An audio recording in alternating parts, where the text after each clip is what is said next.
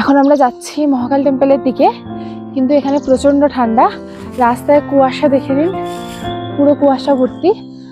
আর temple ওইখানে temple, তো এতটা আমাদেরকে উঠতে হবে, যত এগোচ্ছে তত ঠান্ডা বাড়ছে।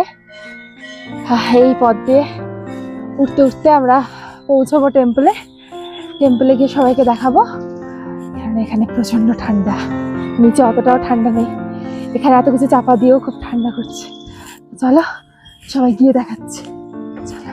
আমরা অনেকটা উঠে পড়েছি, এখানের ভিউটা একটু অন্যরকম।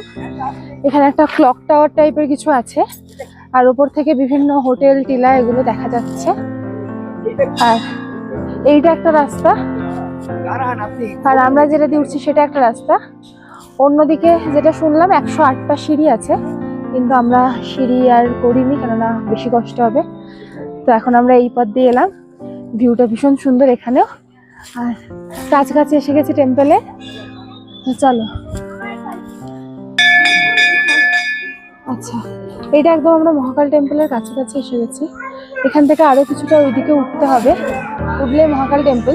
কিন্তু দুর্ভাগ্যবশত আমরা দর্শন করতে পারছি না, কারণ এখানে জুতো খুলে তারপর উপরে উঠতে হবে। আর আমি যেহেতু স্টকিংস পরে আছি, সুতরাং জুতো খুলে আমি এই রাস্তা দিয়ে উঠলে পুরো রাস্তায় ময়লা ভর্তি, তো আমরা স্টকিংস পরে এখানে যাওয়া সম্ভব নয়। আর এখানে শর্ট ড্রেস অ্যালাউ নেই, তো আমি স্টকিংস না পরেও যেতে পারবো না।